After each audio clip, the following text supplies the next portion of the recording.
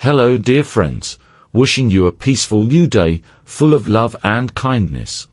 Before we dive into episode 5, let's take a quick look back at episode 4.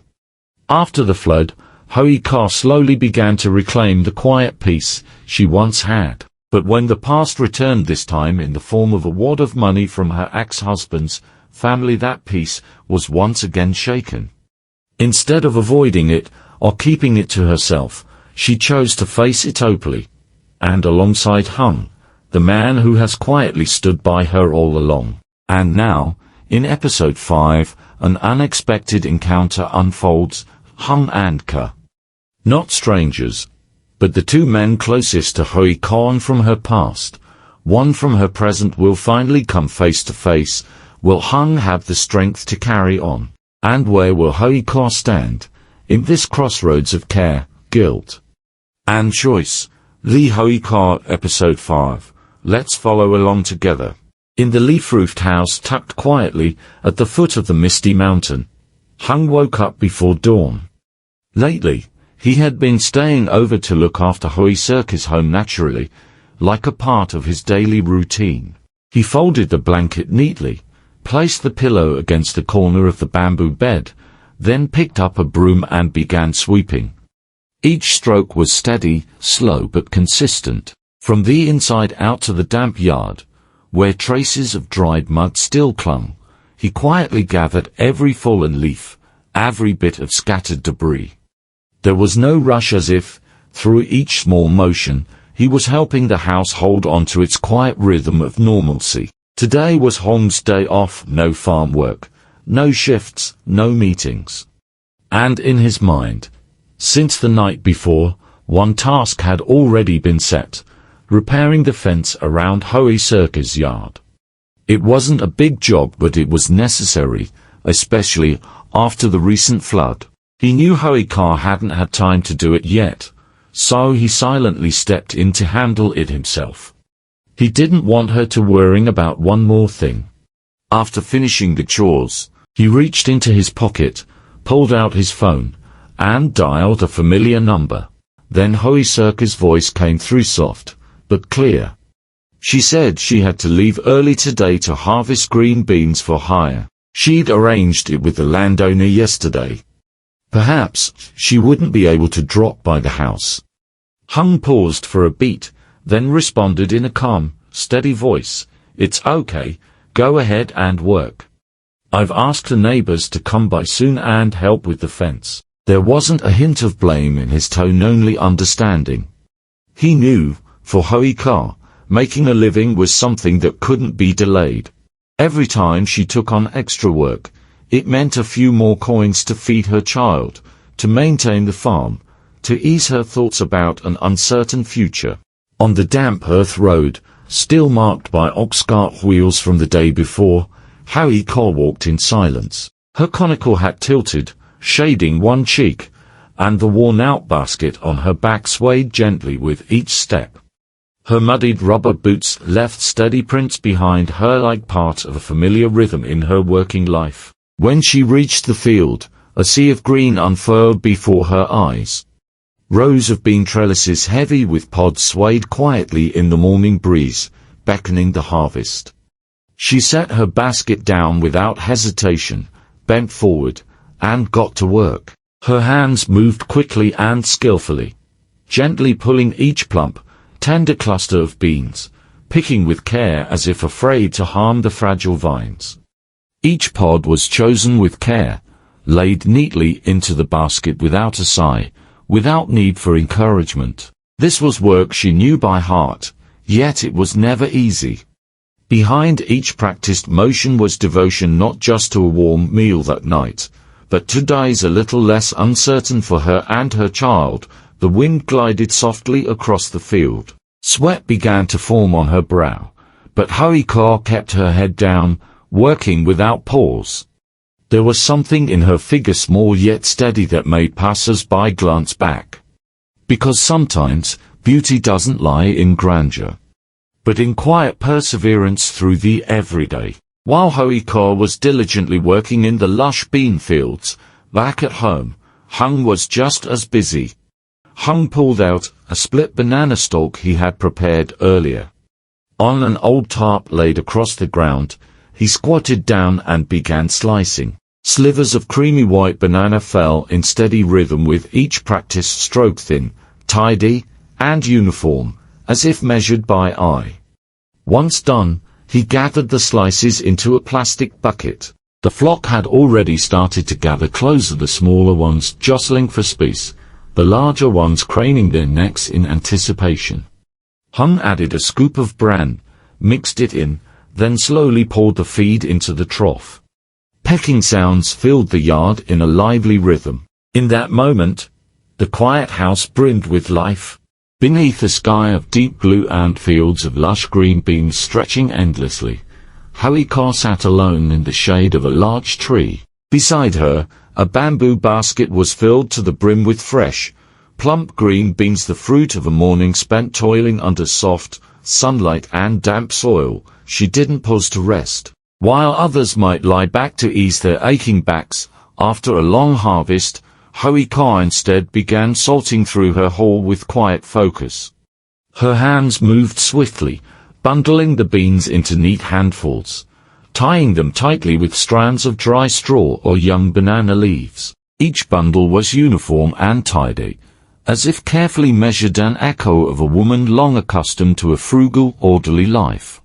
The late morning sun cast a golden light, stretching her shadow long across the ground. Around her, the growing pile of green bean bundles sat stacked in orderly rows, each one a visible mark of effort and quiet persistence. No one was watching, no applause was needed. For Hoai Ca, these small acts were steps steady, deliberate toward rebuilding a life from the simplest things. Back at the house, still damp with post-flood earth, the clink of shovel and spade rang steadily through the air. Hung was working on rebuilding the fence around Hoai Ca's land. Faint sunlight pierced the canopy of nearby trees, casting slanted rays across his shirt now soaked with sweat and dirt. He gripped the shovel firmly, each strike into the soil was strong, decisive. Deep holes began forming in the wet ground, ready to hold the heavy concrete posts, which Hung moved with careful effort despite their weight. Beside him was an elderly neighbor, a man in a faded military green shirt, rubber boots, and an old pith helmet. He said little, but his presence spoke volumes.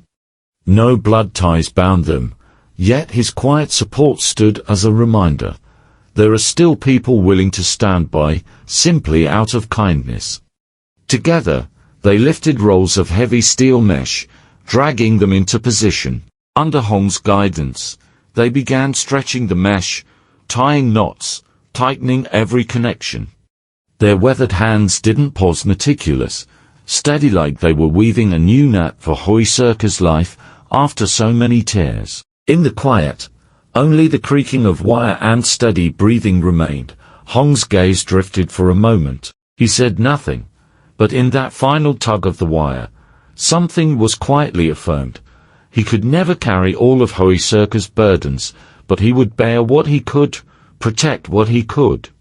As morning mist still clung to the mountains, Hoai Ca had already arrived at the marketplace. Her heavy basket of beans was gently placed on the roadside, her usual spot for selling homegrown produce.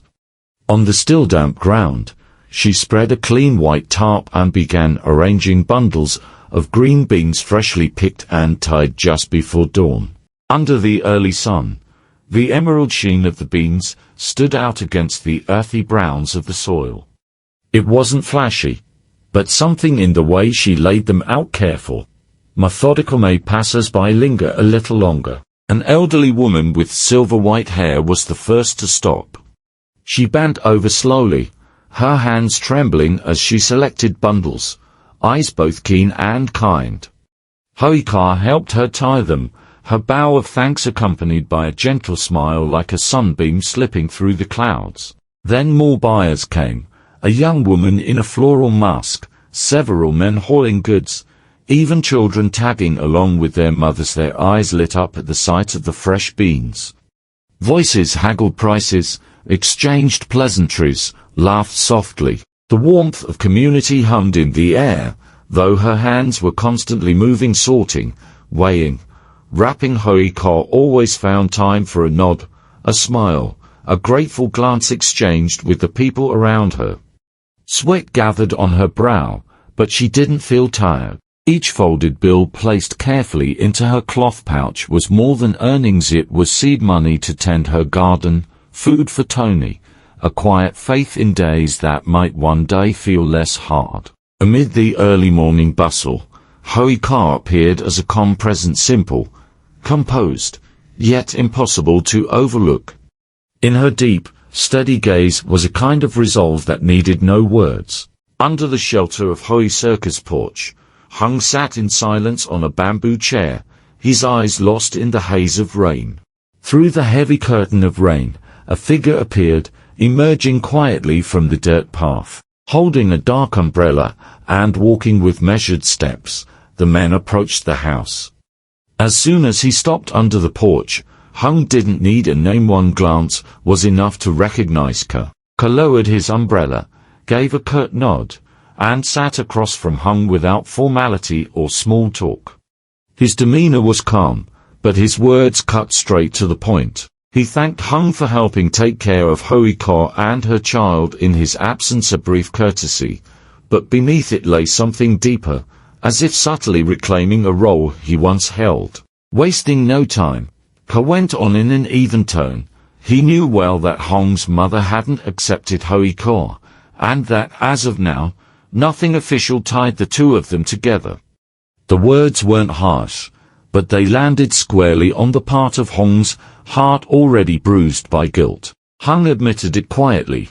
He explained that his mother didn't disapprove out of contempt for Hoai Ca, but out of fear that her son would suffer unnecessary hardship.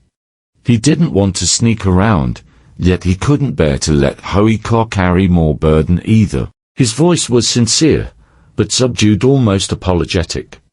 A stark contrast to the composed, assertive demeanor he wore every day as a model police officer. Ca listened without interruption, waiting until Hung had finished before speaking again.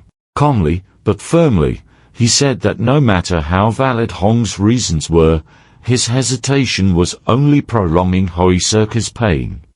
To wait without a promise, without a name, without certainty was not how a woman should be protected. His words, though not raised in volume, struck like a hammer to the chest. For Hung, who had made countless quick decisions under pressure, it felt like being stripped down to something small, uncertain. He sat, unable to protest, like a young man forced to face the fragility he'd buried deep within. He didn't argue, didn't defend. The more he listened, the quieter he grew. For the first time in years, despite a career facing suspects and high-stakes tension, Hung felt himself shrinking. Faced with the man who had once been husband to the woman he loved, Hung had no answers that felt right, not even for himself. His eyes swept across the house, taking in the damp, weathered walls, the patchwork repairs tied together with rope and bamboo. He brought up the location, too close to the river, at risk whenever storms returned. Hung acknowledged it honestly. He had been the one to suggest this place, thinking it was peaceful, with land for planting. He hadn't anticipated a flood so devastating. Now all he could do was save what he could, little by little, hoping someday to move her and her child somewhere safer. Before leaving, Ca set down a bag of milk, asking Hung to give it to Tony since he hadn't seen Hoai Ca. No matter what, he said, Tony was still his son, a firm, undeniable reminder of the bond that remained. Adjusting his umbrella, Ca left him with one final sentence, short, not unkind, but echoing long after it was said, "You should do what needs to be done before it's too late." After the unexpected conversation with Ca, Hung remained under the thatched roof alone. The rain had stopped, but inside him, the blunt words still poured down, stirring every thought. He held his head in his hands, hair disheveled in a gesture of confusion and helplessness. His eyes stared blankly into the distance, face marked by weariness and inner turmoil. His reproachful words, his mother's prolonged disapproval, and an uncertain future with Hoai Ca echoed through his mind. In the quiet after the rain, Hung felt trapped between two shores. One was the woman he loved, the other was the woman who gave him life. Each breath felt heavy, he didn't know which way to turn, only sat there, in the damp stillness, trying to find a way forward. For both himself and for her, through the thin mist still hanging in the trees, Hoai Ca's figure appeared at the lane's entrance. She saw Hung sitting quietly under the roof, eyes lost in the grey. Softly, she apologized. Today's bean harvest had taken her farther than usual, and then the rain had come suddenly. Hung stood up immediately, concern flashing in his eyes. Gently, he asked if she was all right, then told her that he'd asked a neighbor to help together. They had fenced off the yard and finished one side of the gate. Only the cement needed to dry before completing the rest. Hoai Ca sat beside him. Her eyes rested on the bag of milk on the table. A quiet intuition stirred. She turned toward him and gently asked. Hung was silent for a few seconds, then slowly recounted the meeting with Ca. He lowered his head, voice turning low. He apologized for the hardships he had endured, for his hesitation. But Hoai Ca only looked at him softly, without blame or anger. In her eyes was a quiet understanding. She said she knew he was under great pressure, and she had never faulted him for that. She believed he would eventually convince his mother. What mattered most to her was that he stayed healthy, stayed steady as he always had. Then, in a calm and quiet tone, she added, once the gate was finished, she wanted to return to her old home, not out of anger or avoidance, but because she saw how hard he'd been working, going to work by day, returning each evening to take care of the house, the animals, her and Tony. She didn't want him to carry that burden alone. She also worried staying too long might put him in a difficult position, especially when his mother returned. People were quick to judge. She didn't want him to hear whispers, or worse, give his mother more reason to disapprove. That other house, though still in disrepair, gave her a sense of freedom. Close to nature, to the chickens, and the simple things she loved. Hung fell silent. Every word she spoke was true and only deepened the ache in his heart. He nodded gently, promising to get everything in order as soon as possible, so she could return to a peaceful life in the home she cherished. But in his eyes lingered something unspoken, the quiet torment of a man standing between the woman he loved and a mother he could not bear to hurt, uncertain how to choose without breaking someone. Their conversation was cut short as the sky darkened again, signaling heavier rain to come. Hoai Ca stood up, put on her conical hat, and slung her basket over her back. Hung grabbed the bag of milk for Tony and stepped out with her. Before leaving the shelter of the eaves, he reminded her to wear her hat properly. The rain hadn't yet let up. Together, they climbed onto the motorbike, riding slowly through the muddy dirt road. The sound of rain pattered on the leaves, on the seat, mingling with the quiet breath between them. In the blurred veil of rain, they said nothing more, but within each of them, a small flame of hope quietly flickered of a peaceful tomorrow, where they wouldn't have to carry everything alone, but could start again with the simplest things. On a rainy afternoon, two men stood facing each other beneath a wet eve. Amid candid words and heavy silences, Hoai Ca remained the still center, a woman quietly navigating every choice with calm, kindness, and courage. But which door leads to what's right, when sincere feelings are still torn by the distance between the past and the present? And when Hoai Ca herself, deep down, is quietly forging an unspoken decision. See you again in Alas Hoai Ca, Episode 6, where fragile boundaries begin to shift. If you're still following this journey, leave a message, because perhaps, somewhere out there, There's another Hoai Ca who needs to know she's not alone in the choices she faces. Một buổi chiều mưa, hai người đàn ông đối diện nhau dưới mái hiên ướt. Giữa những câu nói thẳng thắn và sự im lặng chất chứa, Hoai Ca vẫn là điểm tựa ở trung tâm. Người phụ nữ đang gắng gượng đi qua mọi lựa chọn bằng sự bình tĩnh, tử tế và can đảm của mình. Nhưng cánh cửa nào là đúng khi tình cảm chân thành vẫn bị giằng co bởi khoảng cách giữa quá khứ và hiện tại? Và khi chính Hoai Ca trong thẳm sâu đang nung nấu một quyết định không nói ra. Hẹn gặp lại ở lyhoaica tập 6, nơi những ranh giới mong manh bắt đầu dịch chuyển. Nếu bạn vẫn còn theo dõi hành trình này, hãy để lại một lời nhắn, vì có lẽ đâu đó ngoài đời cũng có một Hoai Ca đang cần biết rằng cô không lẻ loi giữa những lựa chọn của mình.